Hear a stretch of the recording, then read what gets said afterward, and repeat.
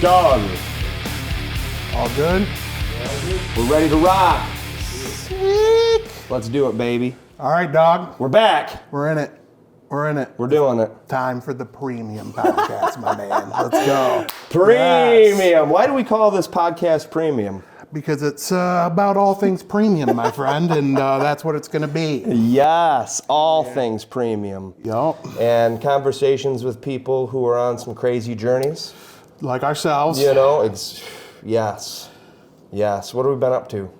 Making movies, taking names, putting them down, baby. That's been crazy, dude.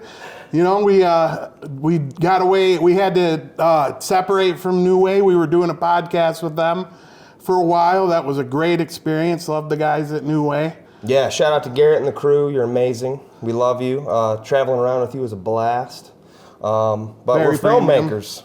Yep, and we had to put some work in. So, you know, I've been on a few sets now since we separated, and you know, you've been just writing away like a madman while you're teaching over there in Flint. Yep. Sick. Yeah, man, it's been pretty wild.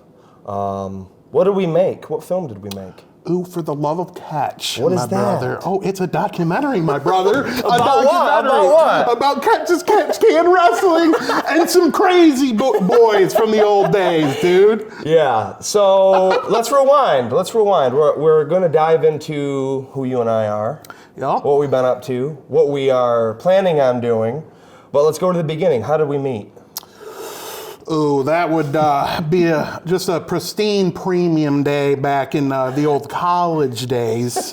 How long ago was that now? Like, geez, it's 2025 about to be here. Yeah. 2010? 2011? 10. Right around there. Yes. Because I think I had been out of high school for about a year, dude. Yeah. And came over to our boy AE's house, and you were just slaying up some zombies, Resident Evil style, dog. And just, I couldn't help but get into it. You guys were going ham. I was just, yeah, kill that zombie. Time to dominate. And that's when I launcher. knew that you were my soulmate. Okay? Playing that game, turn around like, this guy. That's right. This guy. That's right. Hilarious. We fell in love right there, dude. Out of there. So, and then I didn't know that you wanted to get into filmmaking right off rip. Mm-hmm. I knew that you liked to tinker around with editing, but I had no idea just how passionate you were. Oh yeah, about the whole process. Trying to get it in, man. That was it was crazy, because then like the next time I met you, you know, that's when I really found out how deep you were into trying to do it. And big time. You know, it was like the second or third time I met you, we were over at your place and you were shooting a short film with Big Mike Smythe. That was pretty sweet. Yeah, that was the first film that I wrote that we got off the ground. Man, I was proud of that. And we learned so much, you know. I mean, even if you look at some of the great filmmakers, and you look at some of their earlier work, you're like, whoa. Yep. You know, like M. Night Shyamalan, there's a special feature on one of his DVDs where you watch some films when he was a kid, like, and you're like, man, but you have to go through that stuff to learn. Like, how many times have you and I been on projects? So, dude, so many just like 24-hour days and absolute nonsense where we're just like, oh yeah, dude, that was such a sweet scene. Ooh, did not capture the audio. Yeah. Reshoot that one. Oh, man. Just the old tanker days, boys. Yeah. We went through it, though. But it gave us thick skin. Oh, you know? yeah, dude. You need thick skin to... Now we're just these filmmaker extraordinaire. Yes. So, I got my master's degree in acting from Michigan State University. And during that time, I was training as a professional fighter. Yup. Pro MMA. And, man, I really had my head set in on becoming, you know, a world champion. At one point, I was like, I can do this. What made you want to actually switch over? Like, I know you've always been a big fan, but like, what was it that just, you were like, yep, I'm going to go from, you know, being a dominant, you know, collegiate wrestler into bouncing heads off the canvas? Training with Murcielago and those guys. DeQuan Townsend. All these guys, Devin Smith, and training with them. I caught the bug. Every time they were in practice, it was like, it's on. We're going for the gold. And I really figured out my submission knowledge on top of my Division I wrestling experience really set me apart. That's what I almost, honestly, I was in that Khabib mentality. I can take anyone down and just, You're a hard man to get away from, dude. But that all changed with COVID.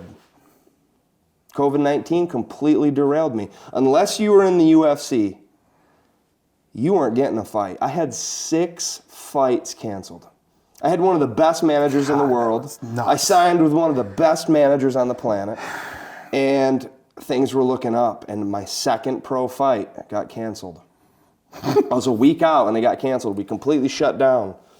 So when that happened, you go through 6 training camps just to be let down every time. The documentary sprung up.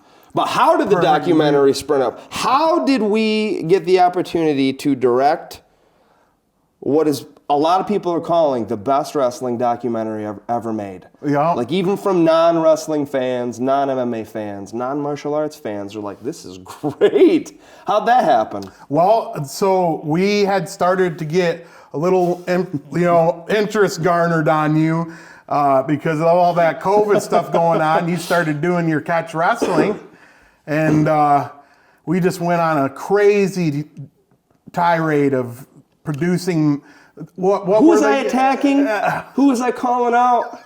Big Josh Barnett, dude. Man. The War Josh Master. Barnett. Yeah, but and then Gordon Ryan. I was gonna ride that wave with you, bro, but I was like, oh, what? I know. We're going hard. I had family calling me, being like, Curran, what are you doing? What are you acting like this for? It's the pro wrestling trick. Yep. You put on a character. You put that character on the airwaves, on the old internet, and you get people talking. And that's what got me to that 2018 World Championship, though, man. Yep. Those guys wanted to hurt me. Big man. Big man. And honestly, in him. hindsight, I deserved it. I talked so much trash. But since then, thankfully, Josh and I are on great terms. He just invited me to his tournament that's going on this month in December in California. Yeah. Unfortunately, with the holidays. Actually, I think it's going on today or tomorrow. Ooh. Yeah, but with the holidays and everything, and family coming into town, I was like, man, I'd love to, but can't make it. But anyway, going back to what got us to making that film was those promos. Yeah. We were making some crazy and amazing promos. Top notch, got people talking. I won that world championship in 2018. And then all of a sudden, people were like, oh, you should take on Gordon Ryan. I didn't know who the hell Gordon Ryan was. I was like, all right, let's go. Yeah, let's call him out, baby. Yeah, man. After that championship victory in 2018, I was like, I'm done with the pro wrestling tactics. But it's the only thing that, at the time, I thought would work to get in that match with Gordon. Right. Who many consider the best no-gi grappler on the planet. So I was like, all right, I'm going to go. And I went crazy. I went after his coaches. I went after all of them online, attacking them with the hopes that they were like, all right, let's kill this kid. In New Jersey. And I was like, all right, social media battles were beginning, dude. I'll prove you wrong. That never came to fruition. And then a man by the name of DJ Perry, with the CEO of Collective Development Incorporated, has made films for 27 years now, was like, okay, you won this tournament, you're making these off-the-wall videos that are quite impressive. Right, and at this point, you'd done one film with CDI. Yep, Wild Faith. Wild Faith. which And, I was just on the set of the sequel. Man's Best Friend. That's right. Yep. Don Most. Yep. You had Happy just Days. done Man's Best Friend, Yes. and this was probably, I don't know. I hadn't known DJ barely at all up to this point. I Right. mean, we'd met. That was probably the first year that we met or whatever. And, Yeah. and he's like, "Yeah, you boys should be doing a documentary." I'm like, "What?" Yeah, well, he's a lifelong martial artist who has a great appreciation for the art, and catch wrestling caught his attention. And I think I told him the history of it all, thanks to Mike Chapman, of course, legendary, the world's leading wrestling author and historian, and one of the major reasons why we got that film up off the ground. We'll get to him in a minute, but DJ gave us the opportunity. You know, he was like, you can keep going after these big fights and big matches and, you know, being this ridiculous caricature that you've created with these amazing promos, or you can take your talents and make a film. And I loved the idea, but I was still gung-ho about my fighting career, and then COVID happened, and it completely derailed my path. Yeah. And I was like, let's make the movie. Let's make it. Yeah. So if you haven't seen it, it's called For the Love of Catch. And it is the history of wrestling from ancient Egypt and what effects it's had, like that's echoed across time. And again, people, raving reviews, people are loving it. I may or may not have a little battle with Big Dan the Beast Severn. We did, yeah. So I had the idea, because we were getting the professional wrestling side of it. The WWE, you know, old school WCW, WWF style story. And Dan Severn has a background in MMA and pro wrestling. And I was like, let's throw this guy in the ring with him and give him a little lesson. Show this guy what pro wrestling's all about. I learned a thing or two. That was fun. That was a good time, That was dude. a blast. What a crazy journey the so documentary crazy. was. I don't think people realize we made that film for $14,000 with a team of 4 people. Yep. You, me, Dan Chipman, and Tricky T, Dennis Tyrion. And it was some guerrilla filmmaking.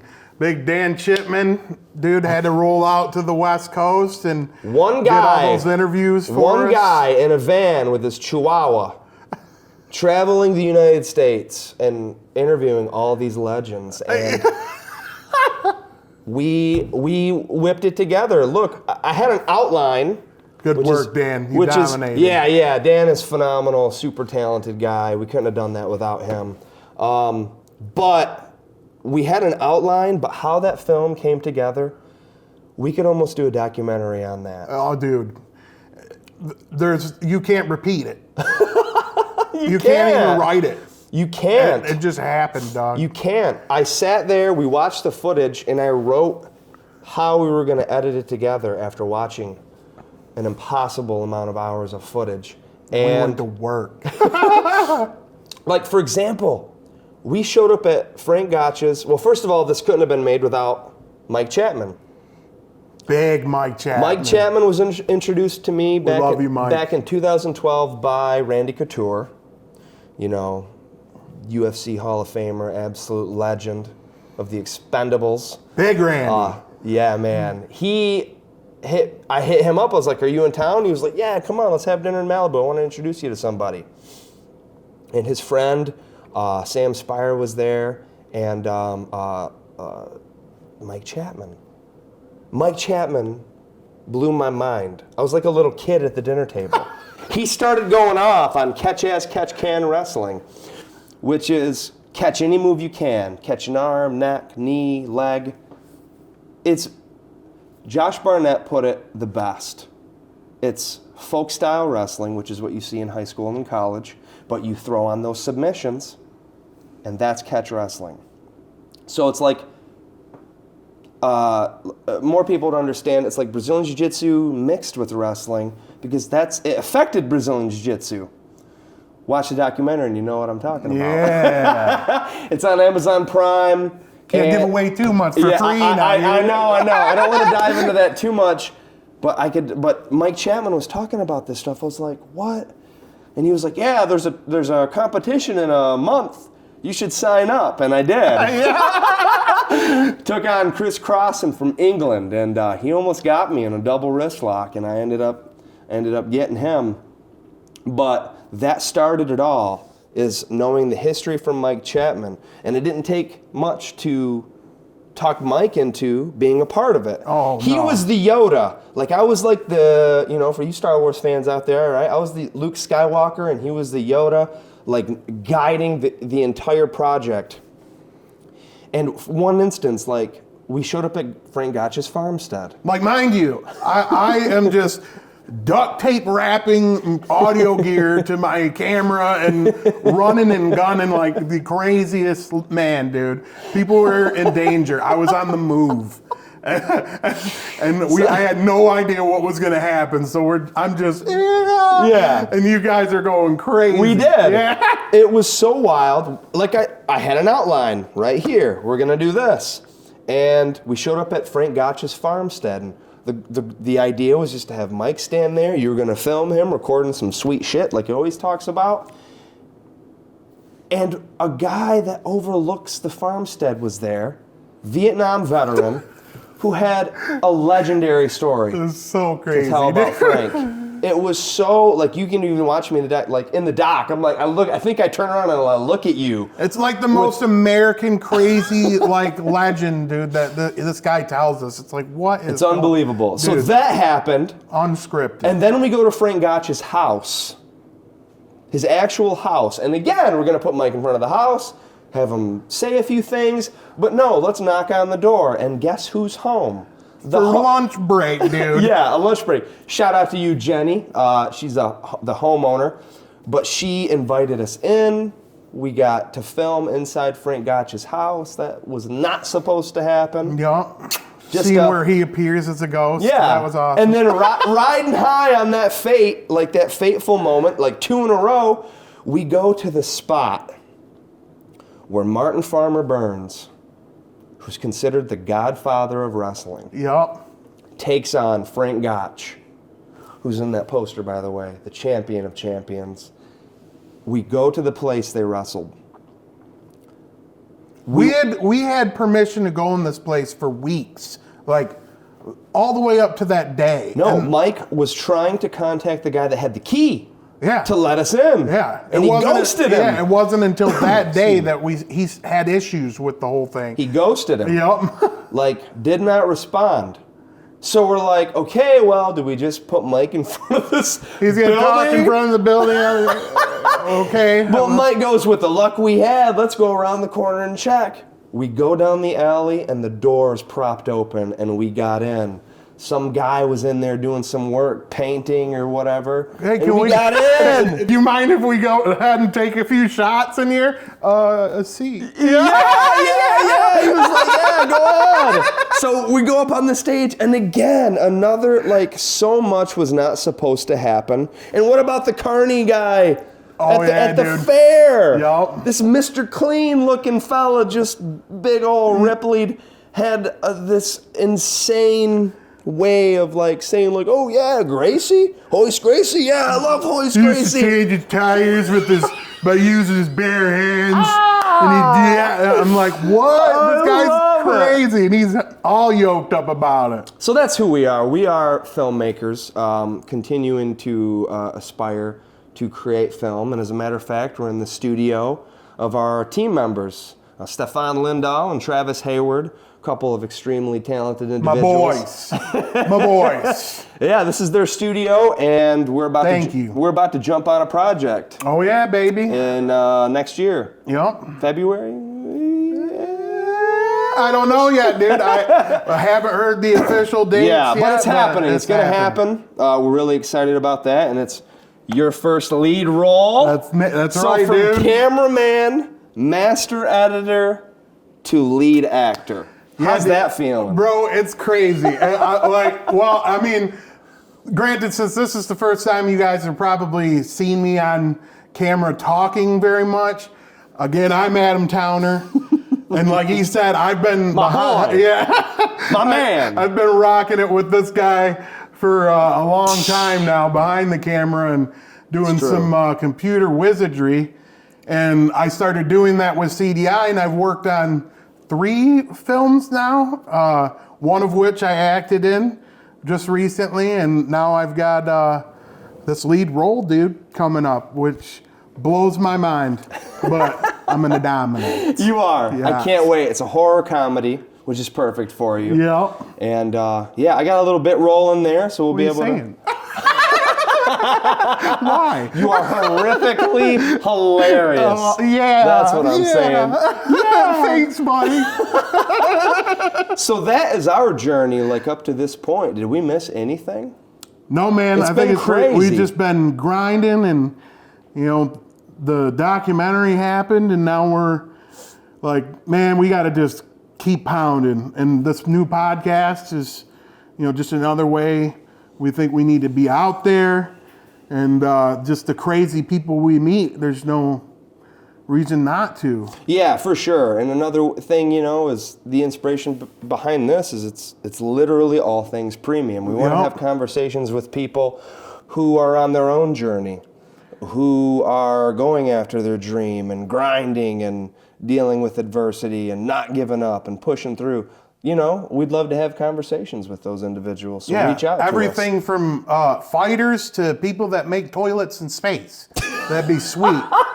We want all the Fighters, premium. filmmakers, weightlifters, bodybuilders, everybody.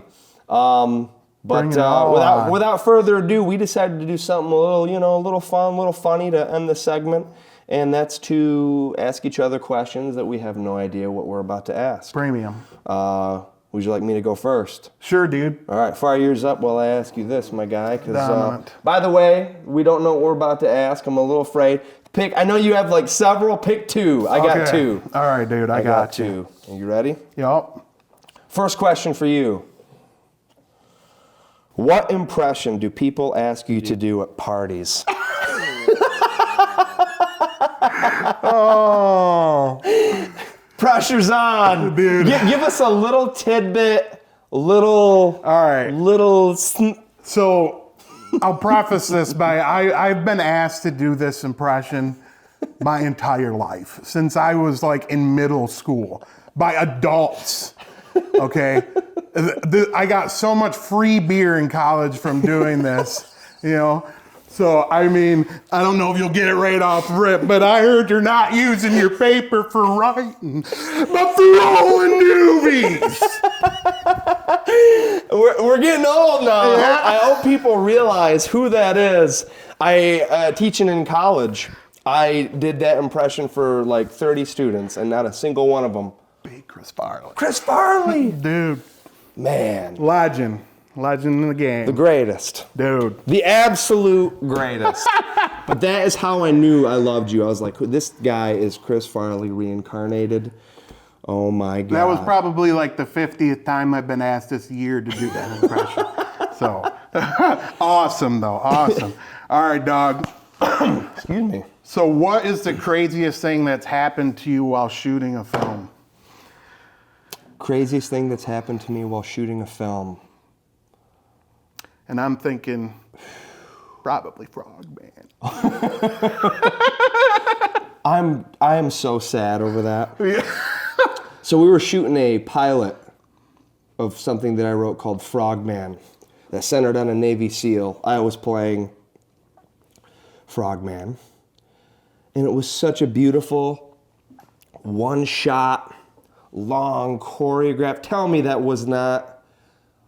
Dude, to this I was day... so excited for you to rock that. To this day, I am like, oh my God, that would have been... It's one of those things I'm like, man, oh. Anyway, I choreographed this sequence in the auditorium on Michigan State University's campus.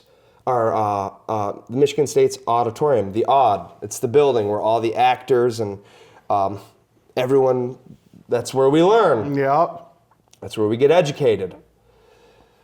We got the building for a night. I had like 20 people on set. I was going through, I leapt off of the balcony, Bam! Snapped my foot. And it ended everything. Hours of preparation. Hours wasted. Dude, and how many times did you do that successfully? Oh, before? a dozen. But what made it different? And lesson learned, I didn't have the proper, I missed the crash pad. I had a little too much yam in my jump, right?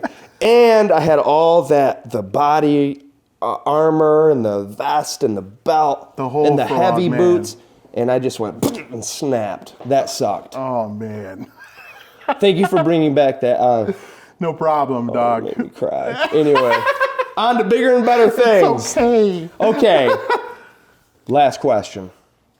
At what point in your childhood did you realize that you wanted to be a filmmaker? Ooh. I mean, I would probably say my dad was really big into, like, he always wanted to give us, like, the craziest experiences. Shout out to my dad. You're the shit, Dad. He would always try and save up money and buy, like, the best TV he could get at the time. And, like, I remember we had one of the first, like, big 34-inch, like, 200-pound TV, dude. And my dad built this big entertainment center. We had a surround sound system and everything. It was the dopest, dog. And I remember watching Jurassic Park down the basement with that thing for the first time. And that blew me up. When T-Rex is just... and the room's shaking, I'm just... going crazy. Jurassic Park was a game changer. People do this. This is awesome. Yeah. This is awesome. Steven Spielberg. And then I was so big into computers because of my older brother. I learned very early on to how to edit and everything, and that just cemented everything for me. Yeah, like, man. Yes, dude. That's awesome. That makes a hell of a lot of sense. It makes a lot of sense. Yeah, Can't go wrong with Jurassic Park. That was a killer, dude. One of the best. Will always be. Unreal. Will Ahead of always its time. be.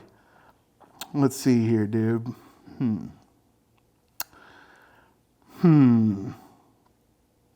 I was thinking about asking you what action legend you'd love to get punched in the face by. But maybe that's a better one for me. What action legend I'd love to see you get punched by. Oh man. I'll ask you this.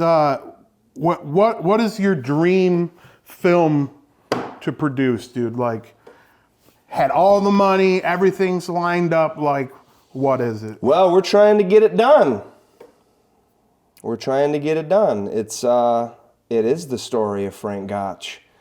This guy was the greatest champion. He was the most popular person on the planet. Yeah. And nobody knows who he is.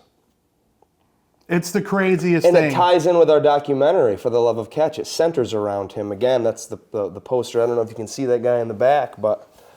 good old Gotch. Yeah, Frank Gotch. Getting Gotch up off the ground. And we're going to do it. Hell yeah, dog. We're going to do That's it. right, baby. My man. No, I'm serious. Go watch the documentary, and you'll realize why it is so crazy that this person does not already have, like, 20 movies about him, dude. Like, no, for real. He's insane story. Like, it blows my mind that people don't know who this person is. Which is why we got to get that made, and we will get that made. Well, thanks for tuning in, ladies and gentlemen. This is awesome. We're gonna keep this up. We're gonna be talking to some incredible individuals upcoming and continuing this journey. Yeah, and please engage. Hit us up with some comments. Yeah, that's true. We obviously like and subscribe, but we want to hear from you guys. Any ideas on who you'd like to see us interview? We're probably going to be talking to our boys that are helping us out here. Not for the next one, but we do want to see what you guys think, so please. Yeah, for sure. And hitting that like and subscribe button would be appreciated. Premium. My man. Good one, my man. Boom. See him. That was dope.